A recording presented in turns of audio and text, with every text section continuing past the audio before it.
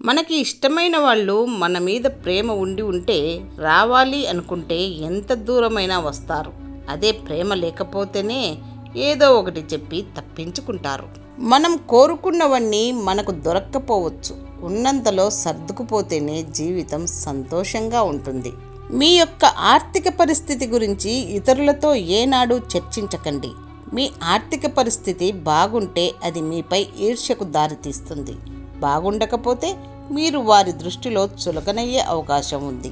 పైవాడు మీ కడుపున పుట్టే పిల్లల రాతలని మీ చేతుల్లోనే పెట్టాడు. జాగ్రత్త. మీరు నడిచే నడవడికపై మీ పిల్లల భవిష్యత్తు ఆధారపడి ఉంటుంది.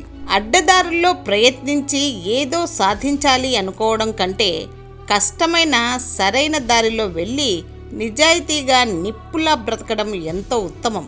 అవకాశం చేజారిందని దిగులు పడుతూ కూర్చోవద్దు. ఏ విధంగా ప్రయత్నిస్తే చేజారిన అవకాశాన్ని మళ్ళీ దక్కించుకోవచ్చో ఆలోచించి ఆ వైపుకు అడుగులు వెయ్యాలి. మానవుడు ద్వేషంతో ధనవంతుడు కాలేడు, కోపంతో గుణవంతుడు కాలేడు, కానీ మంచితనంతో మాత్రం మాధవుడు కాగలడు. ఆకలి తీరిన తర్వాత గర్వం, ఆస్తులు పెరిగిన తర్వాత అహంకారం మనిషి పతనానికి కారణమవుతాయి. ఈ సమాజంలో అందరూ మట్టిని మట్టిలా చూస్తే కేవలం రైతు మాత్రమే మట్టిని బంగారంలా చూస్తాడు, బంగారం పండిస్తాడు. డబ్బు ఎవరి కోసమైనా ఖర్చు చేయవచ్చు, కానీ సమయం అర్హత గల వారి కోసమే ఖర్చు చేయాలి. అలసిపోయిన జీవితానికి ఆశలు ఎక్కువ, అంతులేని ఆశలకు సమయం తక్కువ.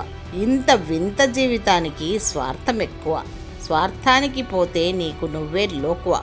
యుగాలు మారినప్పటికీ కూడా మనుషుల్లో ఇంకా మార్పు రావడం లేదు.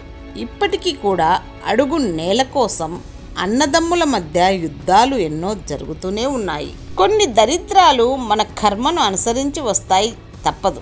చాలా దరిద్రాలు మన కర్మ కొద్దీ జీవితంలోకి తెచ్చుకొని అనుభవించాలి, తప్పదు. డబ్బులు లేక చదువును మధ్యలో ఆపిన వారున్నారు, కానీ డబ్బులు లేక మందు సిగరెట్టు మానేసిన వారు లేరు చరిత్రలో. ఏదైనా సరే మనది కాదు అని తెలిసాక ఎంత దూరంలో ఉంటే అంత మంచిది. వెలకట్టలేని బంధమైన విలువైన వస్తువైన సమయం మనది కానప్పుడు నిశ్శబ్దంగా కాలం గడపడమే మంచిది. డబ్బు సంపాదించడంలో నాకెలాంటి ఆనందం లేదు, అలా అని నాకు డబ్బంటే అసహ్యమూ లేదు, వ్యామోహమూ లేదు. గౌరవం మాత్రమే ఉంది. గతంలో నిన్ను బాధించిన వాళ్లను మరచిపో, కానీ వాళ్ళు నేర్పిన పాఠాలు జీవితాంతం గుర్తుంచుకో. జీవితం పుస్తకం వంటిది.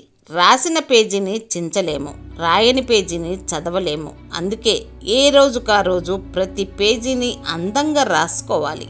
మనిషిని బ్రతికించేది నోటితో పీల్చే శ్వాస. అదే మంచి మనిషిగా బ్రతికించేది మాత్రం నోటి నుండి వచ్చే మాట. ఏటిలో తోటి జీవులతో పడడం లేదని చేప అలిగి ఒడ్డుపైకెళ్తే ఒరిగేదేముంటుంది? పైగా ప్రాణానికే ముప్పు వాటిల్లుతుంది. ఒక మనిషిని నమ్మడానికి ఎంత ఆలోచిస్తారో నమ్మిన తర్వాత క్షణం కూడా అనుమానించరు. అందుకే మోసపోతారు. బంధమైన, బంధుత్వమైన, ప్రేమైన, స్నేహమైన ఈ జన్మకే. మరో జన్మ ఉందో లేదో తెలియదు. అందుకే అందరితో కలిసిమెలిసి ఉంటూ సంతోషంగా బ్రతికేద్దాం. మనకు ఉన్నంతలో సంతృప్తిగా ఉండడం నేర్చుకుంటే జీవితం ఎప్పుడూ సంతోషంగానే ఉంటుంది. అంటువ్యాధి కాకపోయినప్పటికీ దరిద్రం అందరికీ అంటుకుంటుంది. నిన్ను నిజంగా ప్రేమించే స్త్రీ ఈ 3 పనులు చేస్తుంది. మనసు విప్పి మాట్లాడుతుంది, చక్కని సలహాలను ఇస్తుంది, కష్టాల్లో ఆదుకుంటుంది,